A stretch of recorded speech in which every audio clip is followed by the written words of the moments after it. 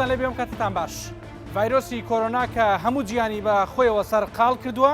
تا چەندە کاریگەری هەبووە لەسەر ڕەوتی بازرگانی و ئاڵوگۆڕی بازرگانی لە نێوان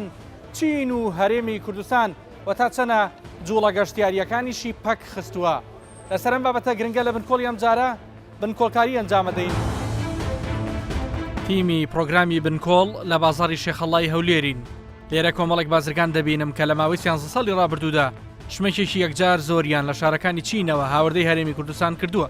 هەندێکیان دو سەفەریان بۆ وڵاتە مانگی 11 ساڵی ڕابردوو بووە. بەشێکی تریان تکتی فڕۆکەیان هەبووە کە لە مانگیەکی ڕابردوو و سەرەتای ئەم مانگا ئەبوو سەفەریان بکردایە، بەڵام نەیانتوانیوە. ئەو نەخۆشش کە ئێستا بڵاو بوویتەوە لە سین ئەو کاتێک کە بڵاو بووە ئێستا پڵێ لەوێ سەرە ساڵی سینیە ما چاوەڕوانیەوەمان دەکرد بگەڕێنەوە، بەڵام زیانەکە ئێستا هەموو شتەکان ڕاوەستایە. گەشتی ئاسمانی وەستاڕۆن بە خۆم یەک بە خۆم کتم بڕی بوو دەمویست سەفەر بکەم. ئەویستکەی بگەڕێتەوە؟ ئەمویست نۆی مانگ سەفەر بکەم. نۆی دوو بەڵێ ڕۆژەکەت بڕیەوە بۆ نۆی دوو. بەڵێ بەڵام ئێستا بێ نەڕۆیت. ئارێ ئێستا گەشتەکە وەستاوە ناتوانانی سەفەر بکەیت. ناتوان سەفەرکەن. ئەوەتا یعنی چەندێک زیانتان پێگات لە ڕووی مادیەوە؟ گومان زیانی زۆرمان پێگات هەر بە ئێمە ناگە بە هەموو ئەوانەی کا لێرە بۆ نمونە ئێستا ئێمە بە کۆچ شت دەفرۆشی دەیدەینەوە ئەو دوکاندارانی ئێرە ئەوانیش زیانان پێکات شت کەم دەبیت. هەر ئێمە نین بە تایبەتی هەر هەرێمی کوردستان بیت بەڕاستی بەعام زۆربەی زۆری دنیا دەهاتە سین ئەو کارانەی لە سین هاوردە دەکرد. باشە کاک شێرزادەگەر پێم بڵێ گەل لە سینەوە شت نێن لەکوێی تر هەیە وەکو دەواازە شتی لێبێنن؟ وەڵاهی بەڕاستی شوێنە سەرچێکە سین بوو بە دەرەجەیەک 1970 ئەو بابەتانی کە ئێمە دەینی لە سین هاوردەی دەکرد. زۆر باشە وترێت بازرگانانی کورد لەگەڵ ڕێز بۆ جەنابتان بۆیە سین هەڵابژێرنیان هەن لە کارگەکانی سین شتێکی هەرزان دروست بکرێت بۆ بازار و بازاری بۆ ساغ بکرێتەوە. ئەمە تا چەندەوا بوو تا چەندە جەنابتانە چون داوای شتێکتانە کرد بازاڕی بێ هەرزان بیفرۆشن؟ بەڵێ بەخۆی ئەو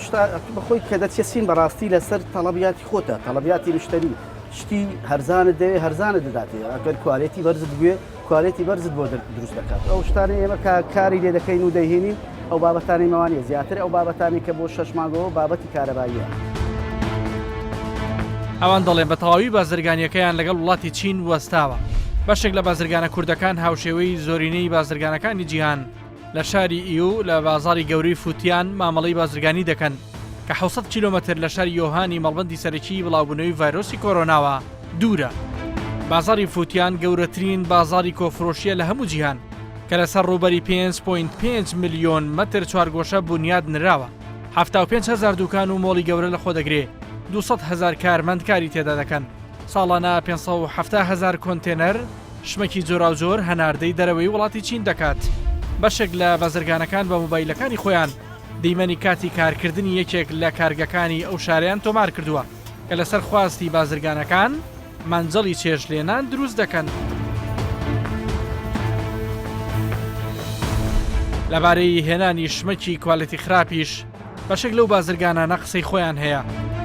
بێگومان بازرگان کاری پیشەی بازرگان بە دوای خازانجەوەیە، بەڵام لە هەموو کار و کردوێکیدا ئەخلاق و ڕەوشت هەیە. ئێمە کە ئەگەر هەر بازرگانێک کاڵایەک بخاتە بازارەوە ئەگەر بازار نەیکرێ چۆن نتوانێت بی بازار بەڵەتی باش ناگەڕێتەوە سەر خودی هاوڵاتی و ئاستی وشاری هاوڵاتی. مەسەر بۆ نمونە ئێمە کەوچێک عرزەکەین دەرزەنی بە 5,000 دینارە، لە پاڵ ئەوەشتا کەوچیشتر عرزەکەین بە 750 دینارە. سەرۆکی یەکێتی هاوردە و ناردنکارانی هەرێمی کوردستان ئەشکرای دەکات کە لەبەر سەلامەتی بازرگانەکان جوڵەی بازرگانی لەگەڵ وڵاتی چین کام بۆتەوە. کەمکردنەوەی ئاڵوگۆڕی بازرگانی لەگە وڵاتی چین ئەمەش لە بەرژەوەندی هەم بازرگانان و هەم هاوڵاتیاندایە بۆی ئەو نەخۆشیە نەگوازرێتەوە. بۆیە بازرگانانیشیان هەستیان بەوە کردووە، هەموو هاوردەکاران هەستیان بەمە کردووە بەوە کردووەکەوە ئاڵوگۆڕی بازرگانی لەگەڵ وڵاتی چین کەم بکەنەوە بە شێوەیەکی کاتی. بۆیە ئێمە وەکو یەکێتی هاوردە و ناردنکارانی هەرێمی کوردستان بۆ پێشنگا و کۆنگرە بازرگانیەکان ئێمە هەوڵمان داوە زیاتر بتواندرێ لەگەڵ زۆرترین وڵات کاری بازرگانی بە ئەنجام بگەیەندرێ بۆی لە کاتێکی ئاوادا بازرگانانی ئێمە هەر بە یەک شوێنەوە پەیوەست نەبن بتوانن لەگەڵ چەند وڵاتێک کار بکەن تاکو کارە بازرگانیەکانیان بەفراوان بێت. دیارە بەشێک لەو بازرگانانەی کە پێشتر لە چین هەم ژیاون هەم کاری بازرگانیان کردووە ئێستا بەهۆی سەری ساڵی چینی و پشۆکانی سەری ساڵەوە گەڕاونەتەوە بۆ شارەکانی خۆیان بۆ نمونە هەندی چەند گەڕاونەوە بۆ هەولێر بەڵام ئەمە سەرێکیان لێ بزانم ئایا ئەتوانن بەهۆی تەشەنەسەندنی زیاتری ڤایرۆسی کۆرۆناوە ئەوان جارێکی تر بگەڕێنەوە بۆ سەر کار و بازرگانی خۆیان یان نەخێر من لێرە یەکێک لەو ماڵانە هەیە کە یەکێک لەو بازرگانانە دەبینم کە کاریان گواستنەوەی شمەکە لە چینەوە بۆ شارەکانی هەرێمی کوردستان.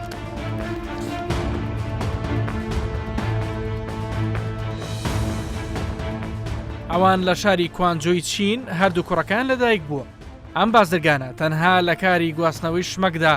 ساڵانە 1 ملیۆن دلار داهاتی هەبووە بەڵام ئێستا ناتوانن بگەڕێنەوە بۆ شاری خۆیان بە وتەی خۆی مانگانە 83,000 دلار زیانی بەردەکەوێ. ئەو گانش سەبەبی ڤایرۆسەکەنەوە بەحقیقت ساڵی سینی هەموو ساڵ لە مانجی یەک دەست پێ دەکات 20 ڕۆژە هەموو ساڵی وەختە دێنەوە هەموو نەک بەسەن هەموو سین. بەڵێ باشە بەڵێ ئێستا کە گەڕاونەتەوە لە پشوەکان بەڵێ دووبارەتوانن لەم دوو خێ بگەڕێنەوە؟ ناوەڵڵا ناوەڵا ئێستا سەزارە تەلەفۆن بۆ برادرەکان سینەکان لێ دەدەم دەڵم چۆنە هیچ قسەی ناکەم بەس دەڵێم مێوە جارێ ئەڵەن مێرەوە مێڵە بڵێ ئەرۆڵا ئیشەکەش تقریبان 100 هەموو ڕاوەستاوە ئیشی جەنابتان بەڵێ هەر ئیشمە هەر ڕاوەستاوە نەک 100 ئیسینەکان 100 ڕاوەستاوە ئەمە زیانتان پێگەینە زیانی مادی؟ حتمما ئەگەر تەنگی خەمڵێنین بە چەندێک مانگانە مانگانە بەخوای ناتم حق بشی بازرگانی وکو بڵێ هەستان و دابەزینێ بەس زیاتر لە 50,000 دلار کە زیان بەرزنابێت بکەوێ بەڵە زیاتریش زیاتر بەڵە زیاتریش ئەرە وڵا ئەگەر ئیشەکەت ئاوا بۆ جۆرە بمێنێتەوە ڕابۆستێتن احتمالە ساڵە بگاتە 3 میلیۆن ساڵی ساڵە بەڵێ 1 ملیۆن دلار تۆ زیانە پێ بکەوێ احتمالە زیاتر بیکەوتنێ بەڵێ هەچەنە لە ئێستا کاریگەریەکە دەرکەوتووە یان نەخێر ڕەنگە بەخوای لە وەرزی هاوی دەرکەوتنە سەرەتای دەرکەوتنە ئەرێ وڵا هەستان بەوە کرۆ کە زیانتان پێکەوێت بەڵێ ئەگەتا تقریبا حکومەتی سینی داینەوە هەتا دەی دوو ئەگەر ئیش دەست پێ نەکاتەوە زەرەکە بەرەو زیاتر دەڕەوە بەڵێ ئەو چەند ساڵێکە لە چین بوون لە ڕۆکۆمەڵایەتێکە تێکەڵبوون بە خەڵکی چینی چۆن بوو بەڕاستی وەتا چەنە مناڵەکانی چتان هەر لەوێ لەدایک بوون ئێستا ئەیانەوێ دووبارە بگەڕێنەوە عادی وەڵا ژیانە چ عادیانی لە کەروان ئاسایی خەڵکی تێکەڵن لە گەرمە چەندێکە گەڕاونەتەوە تقریبان 5 ڕۆژ 8 ڕۆژ زۆر باشە بیریەکەن ئەتانەی دووبارە بگەڕێنەوە بۆ چین ڕاهاتون بە ژیان لەوێ بەتەکید بەڕێتە ساڵ زۆرە بە کوبرەی ژیانی خۆمانە ینی ژیانی ئاسایی خۆمانە لەوێن دەرە ماڵتان لەوێ مارمانەوە ژیانمان لەوێ بەتەکید چەندین بازرگان و خێزانی دیکە وڵاتیان جێهێشتووە وازیان لە بەرژەوەندیەکانیان هێناوە بۆ پاراستنی سەلامەتی خۆیان ماڵی برایەکی یادگار ئێستا لە شاری ئیۆ گیریان خواردووە من بە تەلەفۆن قسەی لەگەڵ دەکەم وە خۆی دەڵێ لەبەر سەلامەتیان نایەوێ بە ڤیدیۆ قسە بکات و دەربکەوێت ئەو گلەی هەیە لە کۆنسۆڵخانەی عێراق لە پەکین و دەڵێت هاوکاریان ناکەن بۆ ئەوەی زووتر ئەو وڵاتە بەجێبهێڵن. چەند کەسی تۆ خزم و کەسوکار لەسەر لە چین ماون؟ برایەکیمە لەسەر لە سیمەوە گیری خواردووە ئەوانش منداڵێکیان بووە تووشی گرفتی پاسپۆرت بوونە سفارەتی عێراقی داوام ناکە وەزارەتی سینی داوام ناکە تووشی ئەو کێشانە بوونە ماڵێکیان لەدایک بوو ماڵ و خێزانەوە براکەت لەوێ لە کوان جۆن لە ئیوێ لە ئیوێ بەڵێ زۆر باشە لەوێ تەشەنەی نەسەندووە ئەوەی قسەی لەگەڵەکەی بەڕۆڵە تەشەنەی سەردوڵای هەموو جادەکان گیراوە هەمویان قەپاتان ڕێگەی دەرەچیەکان سەرکی هەمی داخراون بەڵێ و شتی تریشەیە کە لەمە لە ئیۆ لەو شارە دەربچی ئەگە خەڵک ئیۆ نەبی ناتوانین بگەڕێتەوە وام جێلێ بووە دەڵێن ئەگە خەڵکی ئیۆ نەبی یەک جار لە بۆت هەیە داخلی ئیۆ بیەوە جارشکە بچێت ناتانی بێ ژۆرێ بەڵێ ئەرەوە وەزیان خراپە وەڵی دەبی خراپبی بەس ئینشاڵڵا بەدرێن بەرەو باش بوونێ ئینشاءڵڵا ومێتان هەیە وڵای حتممەکە وڵاتێکها عەزیم بەڵام تا ڤایرۆسە هەبێ ناتوان بگەڕێنەوە ئەمە ناتوانین ناوەڵە هەڵگەڕێنەوە ناگەڕن چەندەهاش خەتی تیاران ڕاوەستاوە من ئەمە ئەرشێ بخەم بردەم جەنابەت دەگە لێرەوە پەیوەندیەک بە براکەتەوە کوێی لە ئیۆ وڵی ئینشاءڵڵا هەر ئێمەش لە تەندروستی ئەو ئاگادار بین وەزە نابیشتم زین چی ئەڵێت کاکی واسڵاوت دەبێت چۆنیت باسی کاکاروان زۆر سوپاس احترام و ڕێز دەنگ و باستان ئێوە لە ئیۆن وانە ئەی وڵات دەرگم لە ئیۆم نێستا لە بیتینگە مەسخۆم لە ئیۆم دادەنیشن باشە ئێستا دەنگ و باسی ماڵ و منداڵتان چۆنە و ڕۆژانە بە چیۆ سەرقاڵن کە ئاوا ئیش و کار وەستاوە وەڵاهی کاکە کاروانجیان وەڵی تەنها ئەو کەسانی خەڵکی شاری ئیۆی بە تایبەتینە ڕۆژێ بۆیان هەیە سعاتێک پاش سعات یا زۆنیوی شەو بۆیان هەیە بستنە دەرەوە ئەگەر ناوانەکانتر ناتوان ئێستا من چوومە بیجین دیشی مناڵەکانم تەواو کرد دەمەوێت بگەڕێمەوە ئیوەی دەرێ بە هیچ شێوێک وەرە ناگرمەوە کوردێن کاکە مناڵم نێوێن دەرێ مناڵی دەڕۆژەمەیە دەرێ گەڕانەوە نییە بۆ تۆ کوردێنم کۆنیە دەرێ بێ 4 ڕۆژ حەجز دەکەم ینی تۆ لە پەکینی ئەتەوێ بگەڕیتەوە بۆ ئیۆ ڕێگەت نییە ڕێگەی دەرەکی داخراون من هاتمە بیجین بۆ سەفارەتی عێراق بەڵێ باش بۆ پاسپۆرتی مناڵە بچووەکەم کە پاسپۆرتەشی عبورم بداتێ لەوێ لەدایک بووە منداڵەکەی تۆ لەوێ لەدایک بووە پاسپۆرتەکەت بنێ بۆی دەرباسی بیتەوە بۆ هەرێمی کوردستان بەڵێ بەڵام سەفارەتی عێراق هیچ ئاسانکاریەکی بۆمە ناکە بەڕاستی ئەوەی ئاگاداری خێزانە کوردەکان بن کەس لەوێ هەیە توش بوو بێ بە ڤایرۆسی کۆرۆنا نا کوردەکان بە هیچ شێوەیەک نییە زیاتر ئەوانە سینیەکان توش بووینە چکە تا ئێستا نەمزانیوە کە ڕوپیە توش بێ یان ئاساییەک ئەوم جێ بیست نەبوویمە ئەنی لە عێراقیەکانی ژەوە نییە لە عێراقیەکانیش کەس حەز ناکەن ئەوە وتی بە منی وت کەسێک مردووە لە شەنگای بەڵام لێم نەپرسی ئایا نەخۆشیە چییە هیچم لێ نەپرسی کەسێک مردوو لە شەنگهای مەرج نییە بە ڤایرۆسەکە بوو بێ مەرز نییە نازانم کەواتە ئیشوکاری ئەوە ژۆستاوە کاکەیوا لە چین والله ئیشەکارە تەبان جەرگم ئیشەکانمە هەمووی هەموو نەکمن هەموو سین وەستاوە ئێستا من لە مەتارم کاتی خۆی کاتی یادگاری بزانێ بە هەزارە ها کەس لەو شارە لەو مەتارە بووە ئێستا بەخوا منی تایە کەسی تر نابێنە کەسی تریتیانی ئەزەکە بە ڤیدیۆ کۆڵ بیکەوە ببینە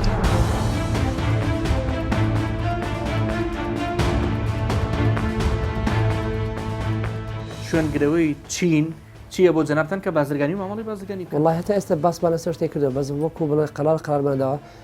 دوو شوێنەیە کە جێگرەوەی سن یەک هیند یان تورکیا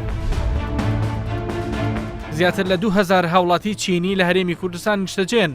لەگەڵ تەشەنەسەندنی زیاتری ڤایرۆسەکە زۆرینەیان لە هەرێمی کوردستان دەرنەچوون و نەگەڕاونەتەوە ئەگەرچی لە پشووی خۆیاندان بۆ وەرگرتنی دوایین زانیاریەکان دەربارەی جموزۆڵی بازرگانی و گەشتیاری لە نێوان هەرێمی کوردستان و وڵاتی چین بڕیار وایە لێرە جێگری کۆنسوڵی کۆماری چینی میلی ببینم کە لە هەولێری پایتەختی هەرێمی کوردستان جێگری کۆنسوڵی کۆماری چینی میلی لە هەولێر لەبارەی ژیانی کەسی خۆیەوە پێی وتم کەوا خۆی و خێزانەکەی لە هەولێرن تەواوی کەسوکاریشیان لە چینن لە نەخۆشیەکە پارێزراون و توش نەبوون بە کۆرۆنا ئەو بە زمانی عەرەبی گفتوگۆ دەکات و ڕاشکاوانە قسەکانی دەکات لێرە ئەو زانیاریانەشم دەستکەوتکەوە ساڵانە نزیکەی 8,000 هاوڵاتی هەرێمی کوردستان داوای ڤیزەی وڵاتی چین دەکەن بەبڕۆی ئەوەی چیە زیانمەند دەبێت لە داکشانی قەباری بازرگانی هەرێمی کوردستان و وڵاتی چین لە بنەڕەتدا بازرگانی لە نێوان هەرێمی کوردستان و چین لە سوودی هەردوو لایە نەک بۆ یەک لابە تەنها بێگومان ئەگەر ئەم جوڵە بازرگانیە بوەستێت لە زیانی هەموو لایەکە چەند هەزار بازرگانی کورد لە چین نیشتەجێن دەتوانین بڵێن زیاتر لە 1000 کەس کە کوردن لە چین نیشتەجێن هەندێک دەڵێن 2000 کورد لە وڵاتە نیشتەجێن ئەوە ڕاستە یاخودنا هەندێک کەس پێیان وایە کە ژمارەکە بەو جۆرەیە بەڵام لە ڕاستیدا سەرژمێرێکی وردمان لە بەردەست نییە کە ئەوە بسەلمێن بەڵام زۆرینەی ئەو بازرگانە کوردانەی کە لە جودیان و کوانجۆ ئیو نیشتەجێن ئەوان پەیوەندێکی بەرفراوانیان هەیە لەگەڵ چین بە پێی سەرژمێریەکی ئێمە 6 بۆ 8,000 کورد داوای ڤیزای چین دەکەن ئایا داوا دەکەن هاوڵاتیانی کورد بۆ پاراستنی سەلامەتیان لە وڵاتی چین بگەڕێنەوە بۆ وڵاتی خۆیان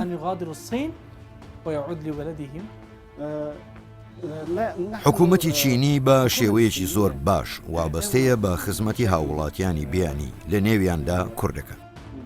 هاوڕێیانمان چ خوێندکار بن یان بازرگان هەمویان سەلامەتن و هیچ گرفتێکی تەندروستیان نییە ئێوە داوایان لێ دەکەن بگەڕێنەوەیان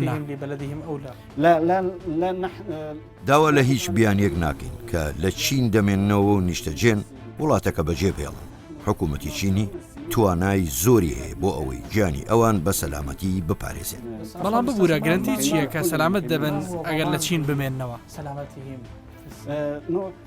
ئێمە هەموو کەرەستەیەکمان لە بەردەستە بۆ ئەوەی گەرانتی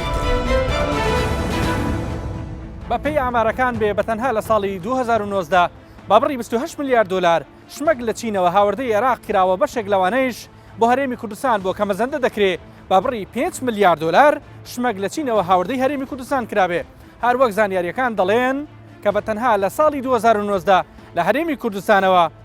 بڕی 200 ملیۆن دلار شمەک لە هەرێمی کوردستانەوە ڕەوانەی چین کراوە و هەناردەی وڵاتە کراوە. دەربارەی وەرگرتنی ڤیزا بۆ هاوڵاتیانی عێراقی بە تەنها لە ساڵی 2019 داوای 20,000 ڤیزە کراوە، لەو ژمارەیەش بەشێکیان بەر هەرێمی کوردستانەکەوێت.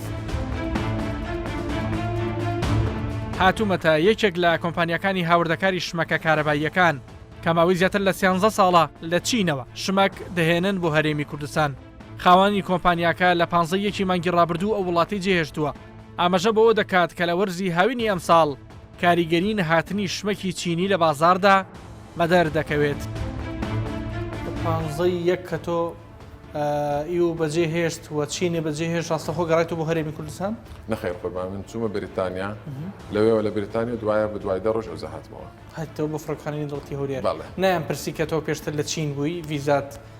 هەبووە لەسەر پاسپۆرتەکەت هیچ پشکنینی هی تایبەتت بۆ نەکرا؟ ناوەڵا پشکنی تایبەتیان بۆ نەکردین لەبەرەوەی ئەو کاتە دۆخەکە زۆر تون نەبوو. ئاخر جار چووی داوای چیت کرد شمەکت کڕیەوە بۆت بێتەوە یان نەخێر نەوتوانی وەک پێویست وەک جاران پێش دۆخی ڤایرۆسەکە بەو جۆرە بازرگانی خۆ بکەیت شمەک و کڕین و فرۆش بکەیت؟ ئێمە ئەکەیت کاروانجیان کە دەچین هەموو جارە پرۆگراممان هەیە بۆ داهاتوو ئۆردەری خۆمان بکەین. ئەو سەفەرش کە چوین و هەروەها بۆ خۆمان و بۆ بازرگانەکانی کە ئەوەی لای ئێمە کاریان بۆ دەکەین ئۆردەرەکانمان حەقوای ئێستا کە بڕێکەوە کارخانەی ئێستا ئیشکا بەس بەداخەوە حکوومەتی سینی ئەمری دەرکردووە کە کارخانەی ئیش نەکات هیچ نەکرێتەوە مەمنوع هیچ مۆزەفێک بچێتە سەر کارخانە هەتا دەی دوو لە دەی دوو شەو احتیمالە تەمدید کردەوە. بازاری فوتیان قەول بوو 5 مانگ بکرێتەوە بەڵام ئەمر دەرکرا هەتا 21 دوو قەپات کرێ نەکرێت. ئەمە زیان لە ئێوایەت؟ 100% چەندێکە زیانەکە بە چەندی خەمڵێنن؟ قوربان بە خەمڵاندن وە کوڕەقەم ناتوانم پێڵم بەڵام مەوسمێکی تەواو لێمان دەفەوتێت لەبەرەوەی مەوسمی هاوینی ئەمە کە ئۆردەر دەکەین بۆ هاوین حەقوای ئێستامەوە لەوێ بەڕێکەوە بەڵام ئێستا کار لە هەموو ژیان لەوێ وەستاوە کە مەوسیم مەوادیش نەهات کاریگەری لەسەر ئێمە دەکاتەکەیت کاریگەری لەسەر بازرگانانی کورد دەکات کاریگەری لەسەر گران ناکەنەوە ئەگەر شمە کەم بێتەوە و داواکاری لەسەر بێت مەگران نایفرۆشن بەس بە شێوازێکی ئەم بازار خۆی گران دەبێت لەبەر بازاری ئێمە عەرض و تەلەب قوربان کە مەواد کەم بوو ئۆتۆماتیکی گران دەبێت. یعنی نەک بەس هەوڵاتیش زەرمەند دەبێت 100% هەر لە ئێستاوە زۆر بابەت هەیە لە بازار ئێستا کەم بووە وردەوردە زۆر بازرگانی بازار گرانی کردووە داوام جەنابی شتێکە لە شێخەڵابی لەوێ بەکو هەندێک قورتاسیە موادی ئەوەلی ئیستیهلاکی کە بەردەوام پێویستەکە بێتن کە زۆربەی لە سین دێتن وردەوردە گران دەبێت لەبەرەوەی کە ئینتاز دەبێت شەحن نەبێتن. کۆتا شەحنی جەنابەکەی گەشتەوە کۆتا حاویەت کۆتا حاویەمان پێش 2 ڕۆژ گەشتە جێ دامانگرت زۆر بە ئاسایی و بەعتیادی کەواتە هیچ کێشێک نەبووە ینی هێشتا ئەتوانین بڵین بازرگوانی و ئاڵگۆری بازرگانی لە نێوان چین و هەرێمی کوردستان هەر نەوەستاوە بەتەواوی نەوەستاوە قوربان بەس ئەوەی کە ئێمە گەشتووە پێشمانگێک لەوێ بەڕێکەوتووە ئەوەی ئێستا نییە کە ئێستا گەشتۆتە لامان پێشمانگێک لەوێ بەڕێکەوتووە کە لەوێ ئاسایی ئیش کراوە هەتا 21 بە نۆرماڵی هەموو شتێکە تا ئۆتڵی سینی دەستی پێ کاریگەری لە هاوینە دەرەکەوێت زیاتر هەمووی ئەوە بە حاڵەتێکی زەمەنی دەردەکەوێت کە ئێستا ئەو حاویانی کە بەڕێکراون گەشتنەجی بەڵام دوای ئەو 21 حاویانی و کە بەڕێکرابێتن هەموو کارگە وەستاوە ژیان کە بە کۆی گشتی وەستاوە دێت. چەند کارمەندە هەیە لە چین ئیش بۆ جەنابەکە؟ لەوێ سوارمان هەیە 4 هەمویان سەلامەتن؟ ئەلحەمدولیلا هەمویان سەلامەت بەس هەمویان حجزن لە شاری خۆیان لە شاری خۆیان کارمەندەکان ناتوانیشی خۆیان ناتوانیش خۆیان. وەزیری بازرگانی و پیشەسازی حکوومەتی هەرێمی کوردستان نایشارێتەوە کەوا جۆرێک لە وەستان بە ئاڵگۆڕی بازرگانی لە نێوان هەرێمی کوردستان و کۆماری چین هەیە. کاتێک کە جوولەی بازرگانی نەما بازرگانەکانت نەچوونە ئەوێ نەیانتوانی کاڵا بێنن حتمما تەسیری لە بازاری ئێمەش کردووە. کاریگەریەکە چۆنە بێت؟ کردوێتی ئێستا؟ ئێستا تەسیرەکەی ئێستا دیار نییە چونکە ماوەیەکی زۆر نییە ئەو بابەتە چەند ڕۆژێکە ڕاگیراوە نایە هەناردە و هاوردەکردن نایە هەنا شتی سینیمان بۆ نایەتون و بازرگانەکان ناتوان بچن و بەشی ئەوەش لە مەخزنەکانی خۆماندا ئەو کاڵایانە سینی هەن ئێستا بەڵام حتمما بە تێپەڕبوونی کات کە ئەمن تەمەنا دەکەم ئەم ڤایرۆسە کۆنتترۆل بکرێتن و چارەسەر بکرێت بەڵام بە تێپەڕبوونی کات کە شتەکانی خەزنکراو لە بازاردان نەمان حتمما تەسیرەکە.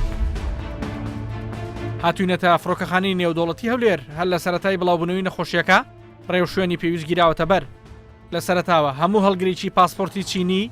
ڕەوانەی وڵاتی خۆی دەکرایەوە بەڵام ئێستا بڕیارەکە گۆڕاوە تەنها و کەسانە ڕەوانە دەکرێنەوە کە لە چینەوە گەشتی هەرێمی کوردستان یان کردبێ ئەگەر چی تا ئەم ساتێش هیچ حاڵەتێکی توشبوون بە کۆرۆنا لە هەرێمی کوردستان ڕانەگەێنراوە بەڵام لە چەند ڕۆژی ڕابردوودا دوو هاوڵاتی هەرێمی کوردستان لە کاتی گەڕانەوەیان لە فڕۆکەخانە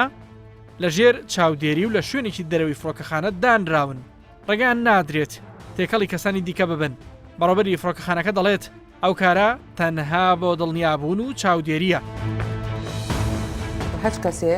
هەڵگری پاسپۆرتی هەچ وڵاتێ بێ ئەگەر لەو تاریخەوە با بڵێن سەردانی سینی کردبێت تەبان حزەکرێ ئەیتر ئەگەر سینی بێ یا بەریتانی بێ عراقی خۆمان بێ بەنسبەت ئەوانەی هاوڵاتیانی خۆشمانە ئەوانی کە گەڕاونێتەوە با بڵێن لەو تاریخا بێگومان لەوێ بوون ئەوانە یعنی ئەبێ بە بێگومان هەتاکو 14 ڕۆژ یعنی حەجزکرێن هەتاکو پشکنینیان بۆ کرێ ئەوە تیمەکانی پزیشکی دیارە ڕێگەستان بۆ جۆرە حەجز کردووە وڵا کەسی وامان نەبووە یعنی ئەگەر بڵێم هەر بۆ دڵنیابوون دوان دوێنێ ینی دانراون بۆی کە پشکنی نوشتیوان بۆ بکەن و لەژێر چاودێری بن ئەمە معنای ئەوە نییەکەوە ڤایرۆسەکە بەڵام لە چینەوە دۆگەڕاوەتەوە بەڵێ هاوڵاتی خۆمانن بەڵام ئەوانی کە بێنە ژوورۆ لەژێ پشکیندانێن نەخر 14 ڕۆژ 14 ڕۆژ ئەبێ بمێنەوە بەڵێ بۆ خۆشیان ڕازین بۆ دۆخە بەڵێ چکە هەمومان نەزانین کەەوە مەترسی هەیە ئێمە زانینەوەە هاوڵاتی خۆبانن بەڵام ئێمە ناتوانین کەەوە هەموو کەسەکان بکەین بە قوربانی یەک دوو نەفەر و دوای ئەوە ینی بۆ خۆشیان باشترەکە لەژێر چاودێری تیمی پزیشکی شارەزا بن وەک لەوەی کە تێکەڵ بن و کەس و کاریشان لەوەی توش ئەو هەوڵەتەیە کوردستانیانی کە لە چینن چی بکەن بگەڕێنەوە بێنەوە لێرە 14 ڕۆژ لەژێر چاودێرییا بن یان نەخێت لە وڵاتە بمێنەوە سەرنجی جەنابەت چییە؟ بەڕای من ئەو نوع کەسانە کام لە بۆیان ئەمینە کە بتوانن چارەسەر ئەوە لە حاڵەتێکە ئەگەر توژوێتن پشکنینیان بۆ بکرێت چونکە تۆ ئەگەر بێشتەوە ئەگەر ئێمەش بڵین بچێتەوە ناو کەسوکاری ینی بۆ ئەویش خۆشنی ئەگەر هەست کەسێک لەوە ڤایرۆسەکە هەڵگرێت لەبەرەوە ینی من بم لە جاتی ئەوان بڕیاریەوە یم لە کام لە فەحس و چاودێری مناسب هەیە لەو شوێنامێنەوە هەتاکو فترەکەتی بەستم کەسانی کە توش نەبوو بن بەڵام بیانەوێ لە مەترسیەکە هەڵبێنەوە بێنەوە بۆ کوردستان ئەبێ بە هەموو جۆرەکە 14 ڕۆژ لێرە لەژێر چاودێریا بن باڵێ چونکە خۆی ڤایرۆسەکە لە 14 ڕۆژە دەرەکە لەبەرەوە بە ناتوانین ناویان برین توش بووان یا توش نەبووان لەبەر سەلامەتی گیانی خۆیانە لە ڕووی بازرگانیەوە چ کاریگەریی لەسەر کارگوی فڕۆکەخانە هەیە بەڕاستی بە هەمان شێوەی گەشتیاران ئێمە لەبەرەوەی کە بڵین ینی جموجۆڵێکی وامە لەگەڵ سینە نییە لەبەرەوە ینی گەشتەکان و ژمارەکان و هەموو یەک خۆی بەردەوام و کارگەریکی وای نەبوو لەبەری کە زۆر تەسیری تێ نەکردوین با بڵێن بۆ دستنیشنە ینی نەرحلاتی وامان هەیە و نەکارگوی وامان هەیە ئەم ڕێنمایی کە هێشتنەوەی کەسانێکە لە چینۆکەیان بۆ ماوەی 14 ڕۆژ تەنها لە فڕۆکەخانەی نێودوڵەتی هەولێر جێبەجێ بێ یان لە سلێمانی یان لە فڕۆکەخانەکانی دیکە عێراقی ژوایە تەسەورەکەم لە هەموو فڕۆکەخانەکان لەبەرەوەی کە ئەو ڕێنمایی ئەخیر لە خودی دەسەڵاتی فڕۆکەوانی عراقیەوە دەرچوو یعنی تەوانە بێ هەموو فڕۆکەخانەکانی عراق ڕێنماییەکە جێبەجێکەن ئێمە وەکو خۆمان من نازانم ئەوانی کە تەنفیزیەکەیاننا زۆر بە دڵنیایی وەڵێم ئەو ڕێنماییانەی کە لە وزارەتی ناوخۆی خۆمانەوە لەگەڵ وزارەتی تەندروستی و دەرچووە هەموویمان لە 100% جێبەجێ کردووە پاشان ئەوانی کە لە دەسەڵاتی فڕۆکەخانەیەوە هاتووە هەردوێنێ کە پێمان گەیشتووە یەکسەر تەنفیزکراوە. دوایین زانیاریەکان سەبارەت بە تەشەنە سەندن و بڵاوبوونەوەی ڤایرۆسی کۆرۆنا لێرە لە ڕێگەی وێبسایت و لینکێکەوە کە زۆر دەتوانرێ وەکو ئەپێک لەسەر مۆبایلی زیرەک داببەزێنرێ لێرە هەیە و بڵاو کراوەتەوە ژمارەکان دەڵێن تا ئەم ساتە 37283 کەس توش بوون بە ڤایرۆسی کۆرۆنا سەبارەت بەو کەسانیشی کە گومانیان لێ دەکرێت هەڵگری ڤایرۆسی کۆرۆنا بن ژمارەکە ئاماژە بەبوونی 28942 کەس ئەلبەتە هەندێک لەو کەسانی کە ڤایرۆسی کۆرۆنایان توش بووە چاک بوونەتەوە ژمارەکان پێمان دەڵێن 2795 کەس ڤایرۆسی کۆرۆنایان تێپەڕاندووە و ئێستا سەلامەتن سەبارەت بە ژمارەی ئەو کەسانی کە گیانیان لەدەستداوە بە ڤایرۆسی کۆرۆنا تا ئێستا بەپێی ئەم سایتە بێ 713 کەس بەهۆی ڤایرۆسی کۆرۆناوە گیانیان سپاردووە تا بەرنامێکی دیکە هەموو لایەک لە خۆشییا بن خواتان لەگەڵ